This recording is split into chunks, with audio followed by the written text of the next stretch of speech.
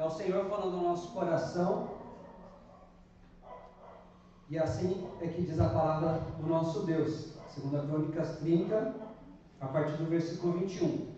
Os filhos de Israel, que se achavam em Jerusalém, celebraram a festa dos pães asmos por 7 dias com grande júbilo. E os levitas e os sacerdotes louvaram o Senhor de dia em dia, com instrumentos que tocaram fortemente em honra ao Senhor. Ezequias falou ao coração de todos os levitas que revelavam bom entendimento no serviço do Senhor. E comeram por 7 dias as ofertas da festa. Trouxeram ofertas pacíficas e renderam graças ao Senhor, Deus de seus pais. Concordou toda a congregação em celebrar outros 7 dias, e de fato o fizeram com júbilo, pois Ezequias, rei de Judá, apresentou à congregação 1000 novilhos e 7.000 ovelhas para sacrifício. E os príncipes apresentaram à congregação 1000 novilhos e 10.000 ovelhas, e os sacerdotes se santificaram em grande número. Alegraram-se toda a congregação de Judá, os sacerdotes, os levitas e toda a congregação de todos os que vieram de Israel, como também os estrangeiros que vieram da terra de Israel os que habitavam em Judá. Houve grande alegria em Jerusalém, porque desde os dias de Salomão, filho de Davi, rei de Israel, não houve coisa semelhante em Jerusalém. Então os sacerdotes e os levitas se levantaram para abençoar o povo. A sua voz foi ouvida e a sua oração chegou até a santa habitação de Deus, até aos céus.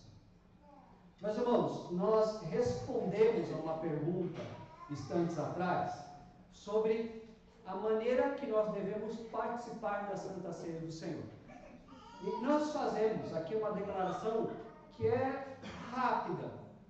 É algo que de verdade a gente precisa achar maneiras de dar a atenção devida.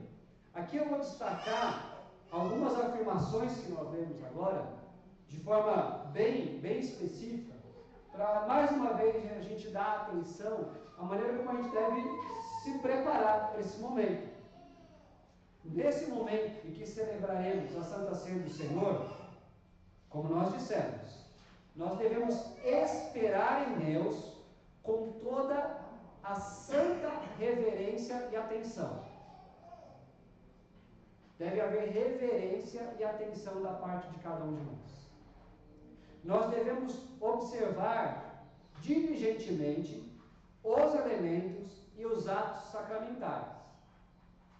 Olhe com atenção para o pão e para o vinho.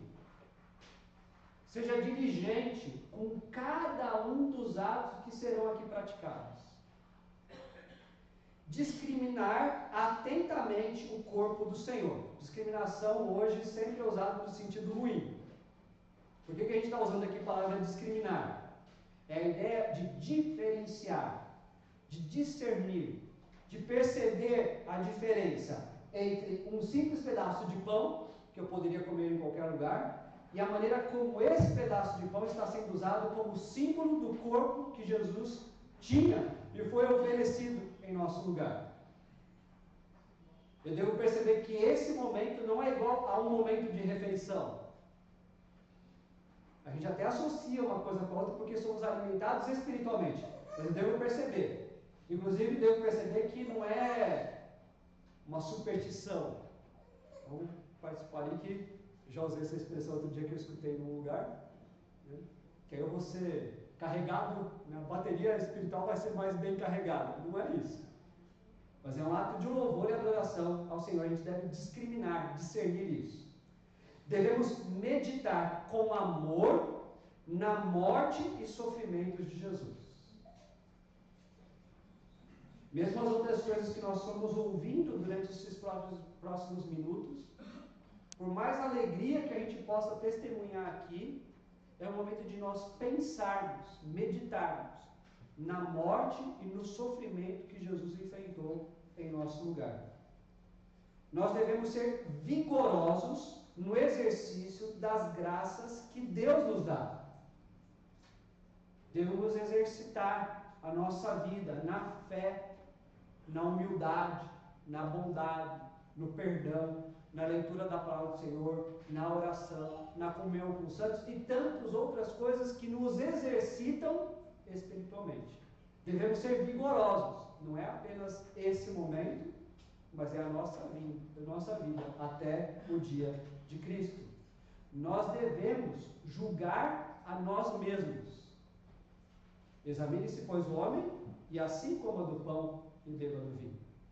Eu devo fazer um julgamento da minha própria vida diante do Senhor. Eu devo me entristecer pelo pecado. Estamos celebrando. Quantas coisas para nos alegrarmos. Mas há uma tristeza que nós não podemos rejeitar. Deve haver tristeza maior pelo pecado do que tem havido até agora. Esse é um dos nossos deveres. Devemos ter fome e sede ardentes de Cristo. Aí você pode associar aquele momento que você está maluco por um copo d'água fresquinho. Para não falar das outras bebidas, sucos e tudo mais, né? Aquele momento que você daria de tudo por um prato de comida e você não pensou um prato qualquer. A nossa sede, a nossa fome, ainda mais ardentes por Cristo. Devemos nos alimentar nele, pela fé, recebendo a plenitude dele e confiando nos méritos dele. Porque ele está aqui presente para nos alimentar, para derramar sobre nós a sua plenitude, para nos mostrar os méritos dele. Nós devemos nos regozijar no amor de Cristo. E, embora todos esses deveres sejam tão importantes, vou enfatizar isso aqui agora, esses os próximos. Regozijar-se no amor de Cristo. Ser grato pela graça de Jesus. Renovar o pacto feito com Deus. Renovar o amor a todos os santos. Então essas são as declarações finais dessa resposta que nós demos agora. Regozijar-se no amor de Cristo. Ser grato pela graça de Deus. Renovar o pacto feito com Deus e renovar o amor a todos os santos. Para que aqueles homens de Deus chegassem a essa resposta muitos anos atrás, eles examinaram com profundidade as Escrituras Sagradas. E uma das passagens que foram estudadas para chegar a essa resposta é exatamente o texto que nós lemos agora. 2 Crônicas, capítulo 30, pelo menos aí do 21 até o final. E a passagem que nós lemos fala desse regozijar-se no amor de Cristo, dos sermos gratos pela graça de Jesus. Há essa renovação do pacto feito com Deus, a renovação do amor a todos os santos.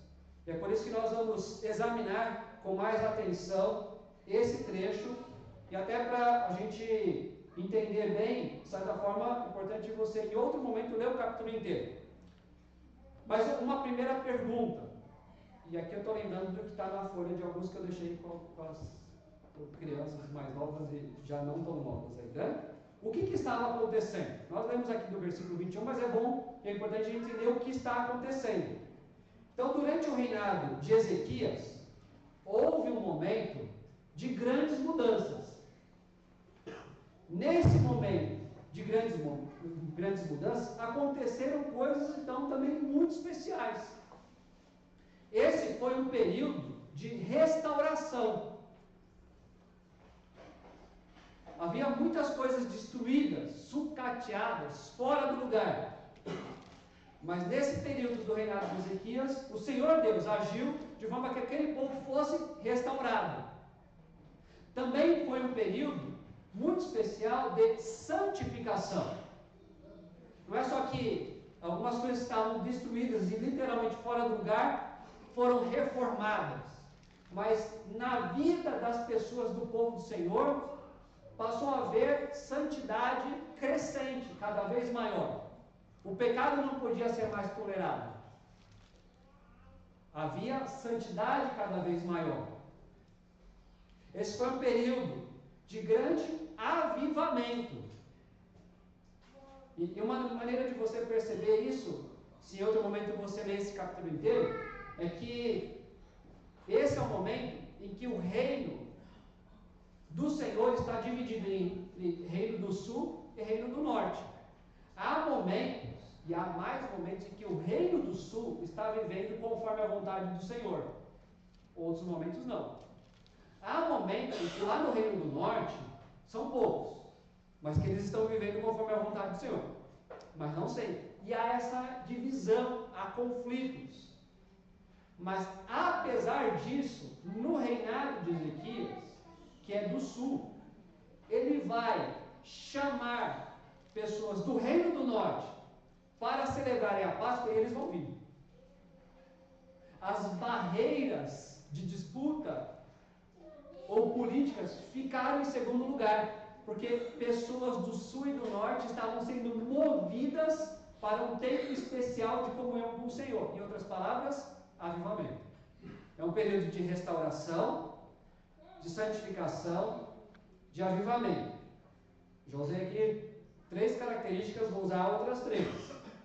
Também foi um período de rejeição. Estava tudo tão bom, agora é uma palavrinha chata. A oposição da parte de alguns. Ezequias chama do seu próprio povo, e mesmo das outras tribos, e muita gente vem.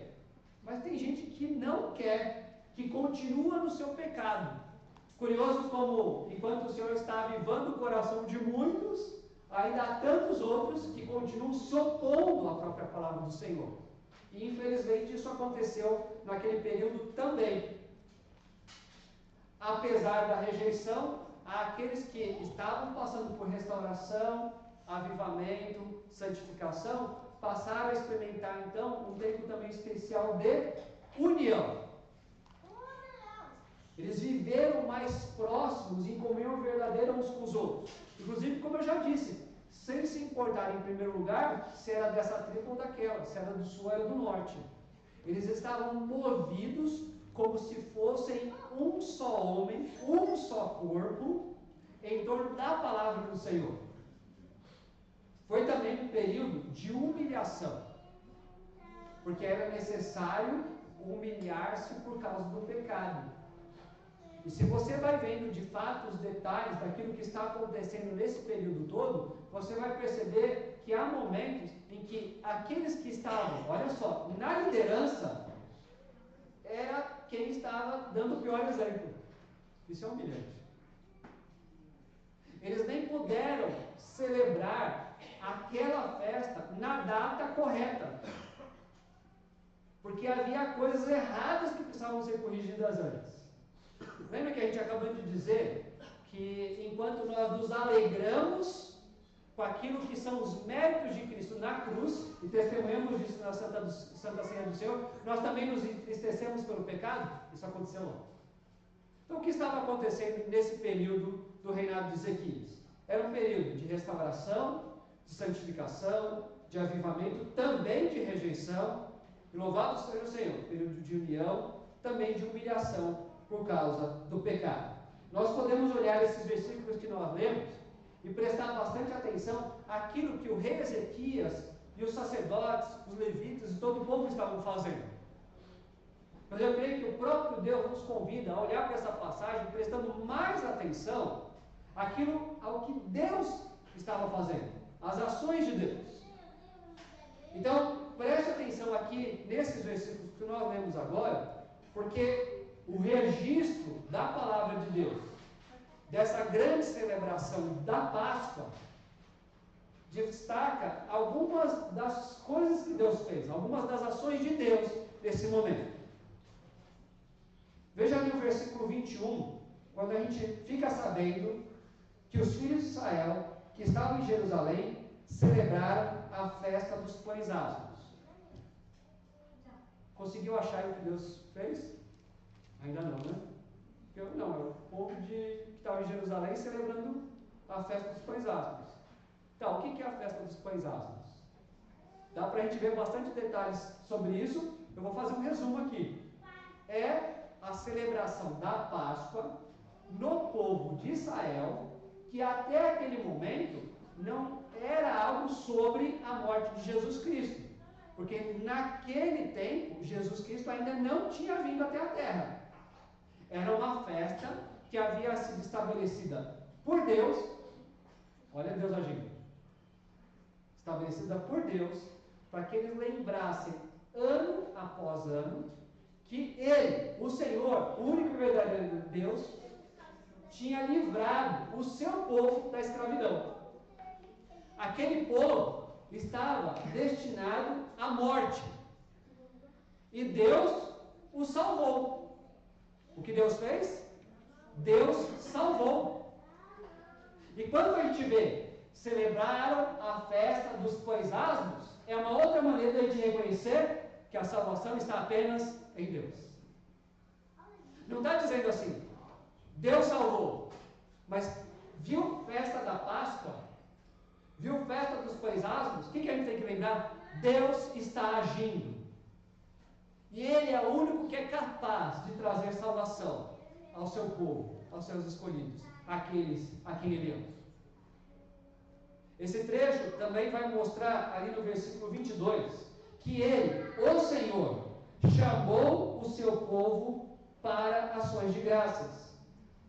A gente pode ler o versículo e ver que Ezequias está falando ao coração de todos os levitas, que revelavam bom entendimento no serviço do Senhor, que eles comeram por 7 dias as ofertas da festa, que eles trouxeram ofertas pacíficas e renderam graças ao Senhor, Deus de nossos pais. Tá, mas isso será que foi de livre, espontânea vontade de Ezequias, levitas e as pessoas que estavam em Jerusalém? Ou, de alguma maneira, eles precisaram ser chamados a isso? Certamente que sim. Veja, eles não estavam fazendo isso antes, mas estão fazendo agora. É sorte? É coincidência? É o acaso? Ou é Deus chamando? Vocês devem se reunir para render graças ao meu santo e glorioso nome. É isso que Deus está fazendo. É isso que Deus está fazendo. Não é apenas o que Deus fez lá atrás. Mesmo hoje, é isso que Ele está fazendo comigo e com você. Nos chamando à ação de graças. Veja o versículo 23. Quando aquele povo está reunido, celebrando uma festa que dura 7 dias, e então, quando chega lá no final, toda aquela multidão vai concordar que é bom que eles celebrem mais 7 dias. Essa concordância, essa unanimidade, essa comunhão é mais uma das ações de Deus. A gente aqui não está reunido com o povo inteiro, né? A gente tem aqui um grupo menor, bem menor, mas dá para usar de exemplo. Será que a gente concorda com todas as coisas? Quem que acha que a gente concorda com todas as coisas? Tá vendo? Ó, vocês discordando de mim? Então vocês estão certos, né? A gente não consegue concordar com coisas que até muitas vezes a gente concorda. Tem um monte de exemplo para isso. Hoje não vou falar nem São Paulo, Corinthians, Palmeiras ou Santos. Às vezes você pode pegar lá. Vamos para outro estado. O flamenguista com o flamenguista. Acho que tem flamenguista aqui também. Às vezes até torcendo para o mesmo time. Eu acho que esse é melhor, aquele é melhor, tinha que ter mandado o técnico embora, não tinha que... Às vezes até com coisa que a gente concorda, a gente discorda. Como é que aqui um povo inteiro vai concordar que eles têm que fazer uma festa de mais 7 dias? É porque Deus está agindo, trazendo comunhão. Ele salvou. Ele chama para ação de graças. Ele é quem traz comunhão. Versículo 26 mostra que aquele momento então se tornou um momento de grande alegria. E não é a única vez que isso é registrado aqui. Essa alegria é fabricada por aquelas pessoas ou é mais uma das ações de Deus? Deus está agindo. Ele trouxe grande alegria. Quando você se recorda de momentos em que você esteve muito alegre, pelo menos algum desses momentos, talvez falar porque eu me esforcei, eu sou brasileiro, que não desiste nunca, eu consegui, tá? Você tem algumas alegrias, talvez, de coisas que você fez. Provavelmente agora você está triste, porque já passou. Agora, quando é uma alegria que é produzida pelo Senhor, é essa alegria que não acaba nunca. Por bondade do Senhor, semana após semana, a gente tem ido no SAICA, o abrigo das crianças aqui na rua. O pessoal que vai junto sabe se eu vou errar ou não. Não é a única, mas uma das músicas que as crianças mais gostam de cantar lá é Deus Habita. É ou não é? Que música que é essa? Hoje é tempo de louvar a Deus. A gente cantou isso lá na quinta-feira. Aquele dia era tempo de louvar a Deus. E se a gente cantar hoje? Hoje é tempo também de louvar a Deus. Eu canto essa música desde pequenininho. E eu continuo tendo a alegria de reconhecer que hoje é tempo de louvar a Deus. E que no meio dos louvores, Deus habita. Não é assim, Jacques? É o Deus habita que o pessoal quer pegar a parte que eu sou paz. É essa alegria que não é produzida por mim e por você. É Deus agindo. Ele salva, Ele nos chama para ação de graças, Ele traz comunhão, Ele dá grande alegria. E aí o começo do versículo 27 diz que os levitas se levantaram para abençoar o povo. Quem aqui consegue abençoar outra pessoa? Tem até música que fala isso de forma muito bonita. Eu desejo ser uma bênção para você, né? Mas eu não tenho recurso em mim mesmo de te abençoar. Se você for abençoado em algum momento que nós estejamos convivendo juntos, o precioso é que a bênção veio do Senhor. Eu não, de forma alguma. Então aqui a gente até lê, os levitas abençoaram o povo. O povo foi abençoado? E me ajuda com esse Lucas. O povo foi abençoado? Isso, fala baixinho mesmo. Obrigado. Vou lembrar disso outra vez. Meus irmãos, quando os levitas abençoaram o povo foi abençoado? Foi. Então a bênção veio de quem? De Deus. Deus abençoou. Abençoou e abençoa o povo. Deus está agindo. Bênção não é alguma coisa que eu tenho em mim mesmo, ou você em si mesmo, para a gente oferecer uns para os outros. A bênção, se é bênção verdadeira mesmo, vem de Deus. E aí então esse versículo ainda vai dizer que uma outra ação de Deus é que Ele ouviu as orações.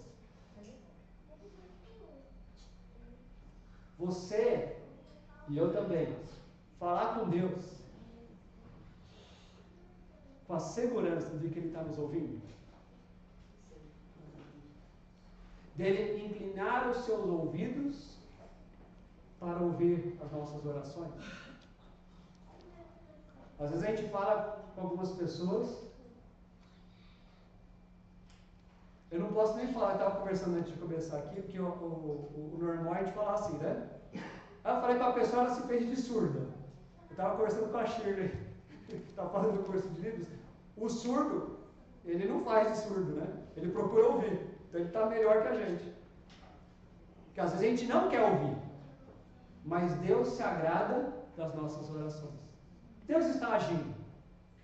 E veja que, agora que nos preparamos, inclusive com júbilo no nosso coração para participarmos do pão e do vinho, celebrando a ceia do Senhor, nós estamos diante de um Deus que está presente e que está agindo, trazendo salvação. Chamando para ação de graças, trazendo comunhão, dando grande alegria, abençoando o seu povo e ouvindo as orações. Mas nós temos aqui também, nesses versículos, a maneira como a igreja agiu. Eu precisaria de mais tempo agora para fazer uma explicação com mais detalhes de por que eu estou falando que o povo de Deus ali reunido é a igreja. Mais por simplicidade, por dizendo que ali é a igreja. E essa é uma conversa boa que vale a pena, mas é para outro momento. Mas como é que a igreja agiu? A Bíblia vai registrar o que o povo de Deus fez, mas não apenas o que o povo fez, mas como fez. Então você pode ler de novo esses versículos, você vai ver diversas ações do povo. Mas eu vou chamar a atenção aqui para a maneira, o como. Porque fazer o que o povo de Deus deve fazer, a gente faz. Mas será que a gente faz da melhor maneira? Aqui a gente tem um exemplo de como fazer. Eu sei que eu tenho que ir no culto, eu tenho que dar graças, eu tenho que fazer as orações, eu tenho que ir, mas como? Então veja ali os destaques que a gente tem do versículo 21 ao 27 mais uma vez. No versículo 21, a gente fica sabendo que naquela festa, naquela celebração, tinha música. E o finzinho do versículo 21 diz que eles usaram instrumentos para tocar em honra ao Senhor. Mas como eles tocaram esses instrumentos? Fortemente. Fortinho. Eles tocaram fortemente os instrumentos em honra ao Senhor. Vê esse detalhe destacado de Deus para o seu povo? Não é que eles tocaram. Eles tocaram fortemente. Mas eu não toco instrumento. Mas ainda assim deve ser fortemente. Como é que deve ser a maneira de nós honrarmos ao Senhor? Deve ser com força, com intensidade, com inteireza do nosso coração. O versículo 22, e aqui eu não vou destacar muito se era o rei, se era o levita, se era o povo, mas a igreja agiu falando ao coração. O rei falou ao coração. Às vezes parece que a gente está falando com as paredes. Às vezes parece que a gente está falando só da boca para fora. Às vezes parece que a gente só está despejando informações. Mas nesse momento, o povo de Deus estava falando ao coração. As próprias palavras, belas palavras de vida, faladas ao coração, tocando nos pensamentos, nas emoções, nas vontades, nas necessidades. Não era um ritual vazio, não era o repetir uma série de regras, não era algo desconfiado ou sem participação, era algo que ia no íntimo do ser de cada um, porque era a própria palavra do Senhor, a única que é capaz a chegar no profundo do nosso coração. Não é que as pessoas estavam falando, mas que a palavra do Senhor foi falada ao coração. Nós somos chamados, por exemplo, para proclamar o Evangelho. Mas não é só o caso de ir lá para fora e esbravejar um monte de palavras que às vezes não faz sentido nem para a gente. Pode até falar alto. Pode usar até o megafone. Pode usar o carro do som. De preferência, num volume mais alto do que o do carro do ovo. Se faça ouvir, mas fale ao coração. Se eu puder falar apenas a uma pessoa, e tiver que falar baixinho, que a minha preocupação seja em falar as palavras de Deus ao coração daquela pessoa. Era assim que a igreja estava agindo. Deve ser assim com a gente também. O versículo 22 mostra que havia entendimento, mas não um entendimento qualquer. Eram as pessoas com bom entendimento. Viu que nós vimos ali naquela resposta do catecismo? Que a gente deve discriminar O corpo de Cristo. Nós estamos nos preparando para esse momento. A gente está procurando entender bem, ter um bom entendimento desse momento. A instrução, a orientação. Como é que a igreja agiu? Eles tocaram fortemente. É o versículo 21. Eles falaram o coração. É o versículo 22. Ainda nesse mesmo versículo, eles tiveram o bom entendimento. Nosso irmão Geraldo chegou aqui no começo do ano. O irmão Geraldo foi batizado. Quando? Faz tempo já que o irmão foi batizado? Foi hoje. Foi hoje. Demorou, né? Por quê? Porque nós queríamos um bom entendimento. Boa instrução. Boa compreensão. É assim que nós devemos agir, não apenas quando alguém se prepara para o batismo, não apenas quando nós vamos receber o pão e vinho, mas dia a dia na presença do Senhor. Não é entender, isso eu já sei. Mas é procurar entender bem. Isso tem tudo a ver com buscar mais e mais ao Senhor. Versículo 24. É um versículo que vai falar das ofertas que foram entregues. Ezequias, o rei de Judá, apresentou à congregação 1.000 novilhos, 7.000 ovelhas para sacrifício. E os príncipes apresentaram à congregação 1.000 novilhos e 10.000 ovelhas. E os sacerdotes se santificaram em grande número. Vamos pegar aqui como exemplo apenas, para não ficar muito, as ovelhas. Eram 100 ovelhas. E uma se perdeu. Aí você consegue visualizar uma, né? Uma dá. Mas você não consegue visualizar 100 ovelhas.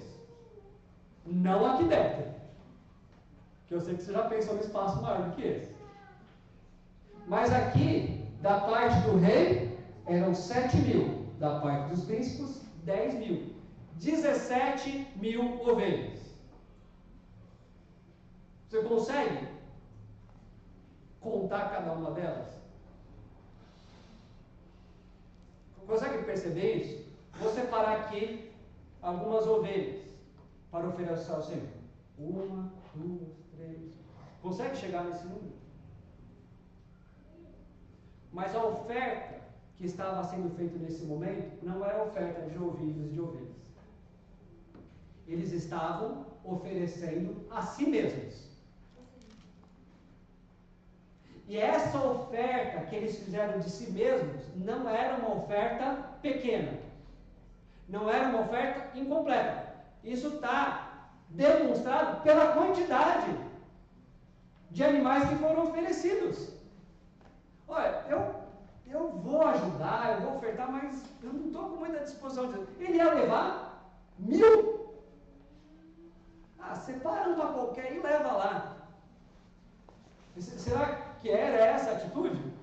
Eu quero me oferecer por inteiro.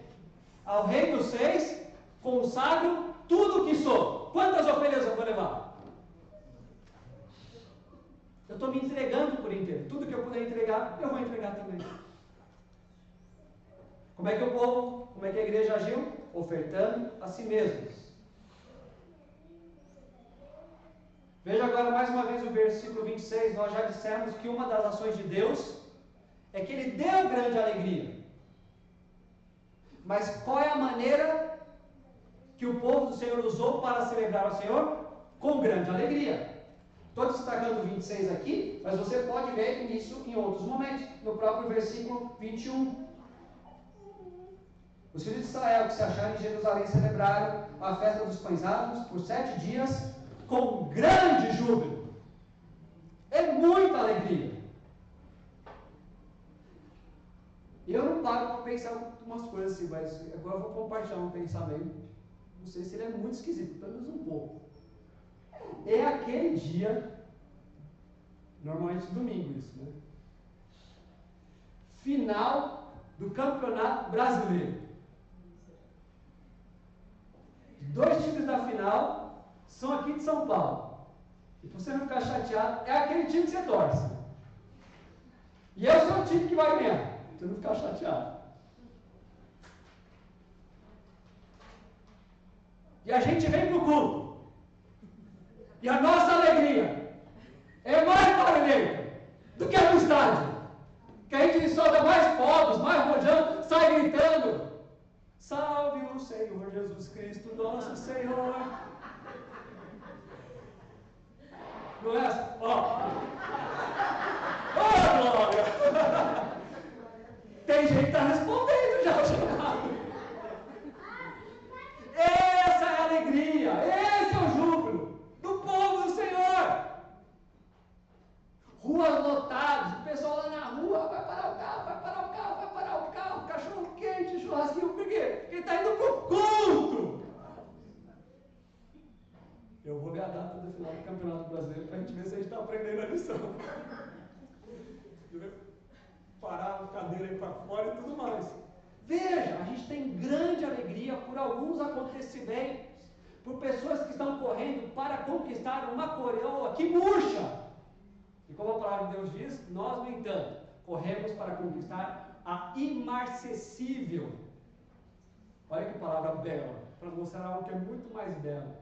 Aquilo que não se perde, que não se deteriora, que não murcha. A imarcessível coroa de glória. Nosso júbilo e alegria devem ser muito maiores. Como é que a igreja agiu? Ela agiu tocando fortemente, falando ao coração, com bom entendimento, ofertando a si mesmos com grande alegria, e aí no versículo 27, com oração. A gente ora muito pouco. E a pessoa que estiver aqui, que ora mais do que todos nós, vai concordar comigo. Vai estar dizendo assim, eu devia orar mais. A oração. Veja quantos momentos nós separamos para orar ao Senhor, mesmo no momento de culto. Às vezes silenciosamente. Veja as oportunidades que Deus tem nos dado de nos reunirmos para a oração.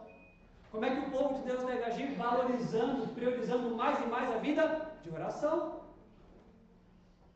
Veja que, como eu disse, essa é uma passagem usada por Deus, inclusive para nos preparar para esse momento.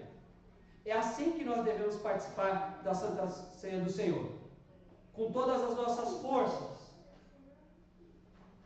tratando no coração as coisas do Senhor que Ele tem trazido a cada um de nós, com um bom entendimento, oferecendo a si mesmos, com grande alegria e com oração. E diante então da palavra do Senhor, nós devemos procurar responder a algumas perguntas de forma bem pessoal e sincera. A primeira delas é: você pode participar da ceia do Senhor? Então aqui a gente tem situações diferentes, de pessoas diferentes. Algumas pessoas não podem participar da ceia do Senhor, porque elas precisam receber em primeiro lugar a graça salvadora de Jesus Cristo. Se você ainda não foi libertado do pecado da morte, o que você precisa em primeiro lugar, urgentemente, é essencial a você receber uma nova vida em Jesus Cristo. E amorosamente Ele está lhe chamando para de graça te dar uma vida nova. Talvez outras pessoas que estejam aqui também não possam participar da Santa Ceia nesse momento, porque apesar de já terem sido salvos, e grande alegria por isso, ainda não receberam o batismo. Não tem como eu desejar um sacramento sem desejar o outro. Então primeiro vem o batismo, que é, e vimos isso aqui, essa declaração pública daquilo que Deus tem feito em nosso coração. Não julgue isso como se fosse uma coisa de pouca importância. Ah, eu estou indo lá na igreja, do jeito que está, tá bom, não tem problema. Lá na hora da Santa Ceia eu não como, eu não bebo, mas eu presto atenção e tem sido muito bom no meu coração. A vontade do Senhor é que você professe a sua fé. Ele mesmo diz que aqueles que testemunham diante dos homens a sua fé em Jesus Cristo, também recebem esse testemunho celestial. Se alegre com grande alegria o fato de Jesus Cristo ter tirado você da morte do pecado. Nós não entendemos que é o batismo quem salva. Quem salva é só Jesus. Mas quem foi salvo por Jesus quer dizer isso. quer testemunhar e quer fazer isso também por meio do batismo. Há situações em que algumas pessoas foram salvas por Jesus Cristo, receberam o batismo, mas por alguns acontecimentos de sua vida, no momento não estão em plena comunhão com a igreja do Senhor Jesus Cristo. Há ocasiões em que é necessário algum tipo de correção e de disciplina. Então, se você não estiver em plena comunhão com a igreja do Senhor Jesus Cristo, nesse momento, você não vai receber do pão e do vinho. Mas veja nisso também o convite amoroso, perdoador, restaurador do Senhor na sua vida. Não permaneça no pecado, mas peça por essa restauração ao Senhor. Você pode participar da ceia do Senhor? Talvez você seja alguém que esteja nos visitando aqui nesse dia e que é membro em plena comunhão de alguma outra igreja genuinamente evangélica. Como parte do povo do Senhor, participe também conosco desse momento. Porque aqueles de nós que estamos aqui em plena comunhão com o Senhor, com a igreja do Senhor Jesus Cristo, já tendo recebido o batismo, reconhecem que são limitados e ainda, infelizmente, permanecem no pecado. Por isso, há também entristecimento por causa do pecado. Não é exigido de nós, povo do Senhor, perfeição nesse momento, mas que nós desejemos mais e mais o dia da perfeição, quando Cristo virá. Você está atento ao que Deus está fazendo? Nós vimos aqui algumas das ações de Deus. Essa é uma atenção que você procura ter também. Deus não deixou de agir. Ele agiu lá no passado e parou. Ele continua agindo hoje. Ele continua agindo aqui. Ele está agindo agora. Você está atento a isso? Às vezes a gente sabe muita coisa, a gente experimentou muita coisa, mas a gente vai se acostumando, se acomodando e vai perdendo a atenção. E quando nós nos detemos diante da palavra do Senhor, Ele alerta os nossos corações. Então nós somos auxiliados pelo Santo Espírito do Senhor para darmos essa atenção. Não é só um momento em que o presbítero vai passar com uma bandeja e depois uma outra bandeja. Não é um momento em que eu vou ficar preocupado ali com o relógio. No momento que eu vou ficar preocupado com esse, com aquele, daqui ou de lá. Mas no momento que eu estou atento de forma tão especial ao que Deus está fazendo na minha vida. Veja inclusive a reverência e a atenção de momentos como esse. Uma outra pergunta.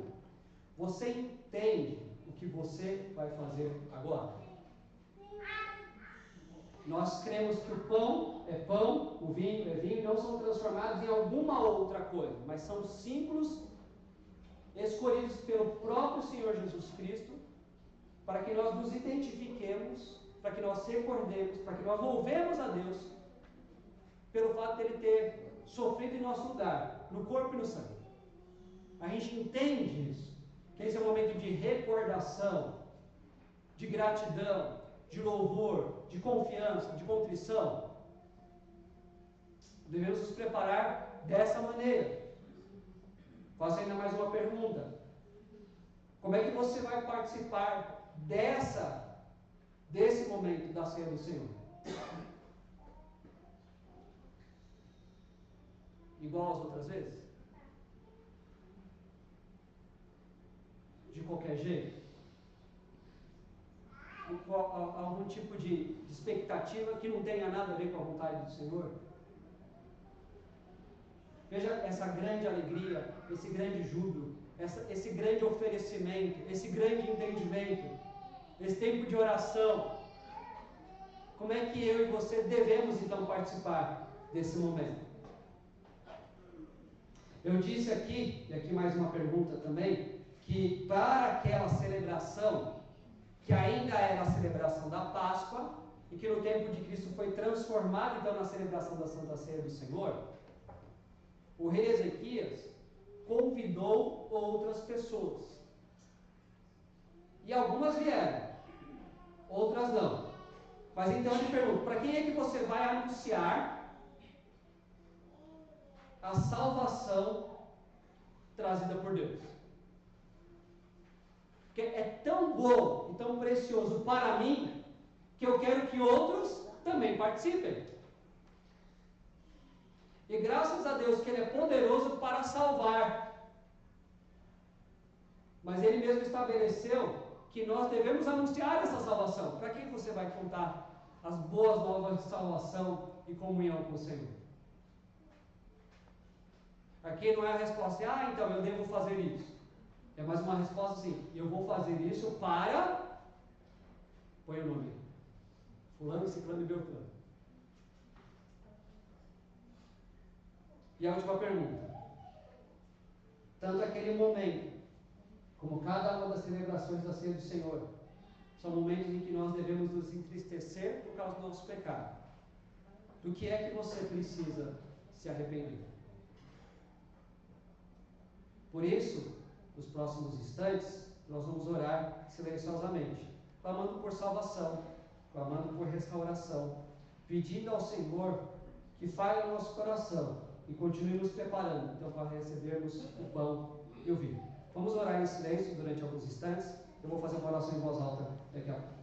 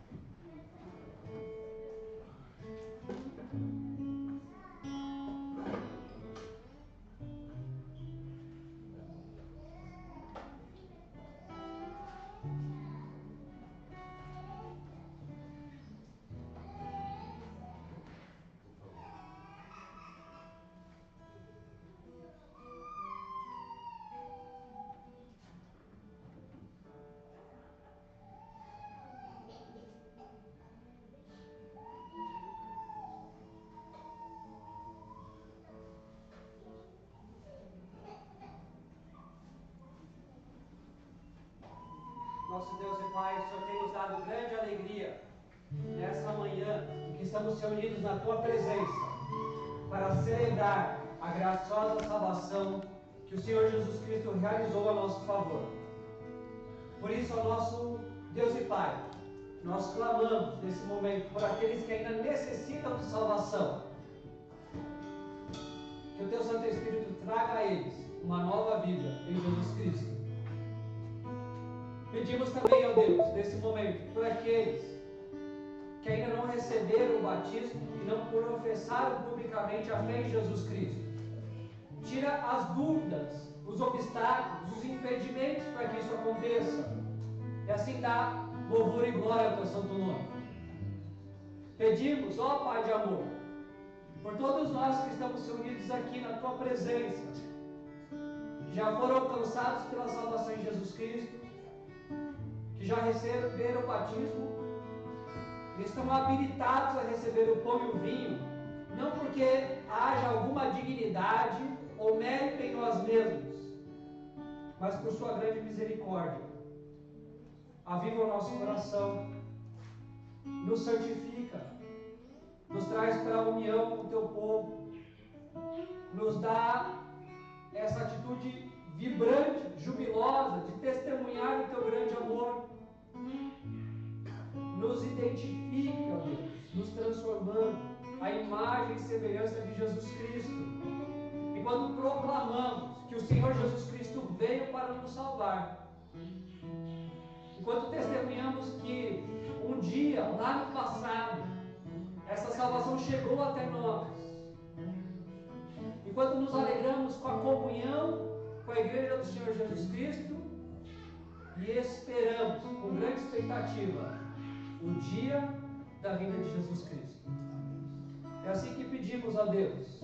O Senhor nos abençoe nesse momento, que participaremos do pão e do vinho na presença do Senhor, separamos esses elementos para, honrando o teu nome, sermos alimentados com a plenitude de Cristo. E pedimos por isso, no nome de Jesus. Amém. A confissão de fé de Westminster, no capítulo 29, parágrafo 8, traz algumas afirmações sobre a seriedade desse momento e a maneira cuidadosa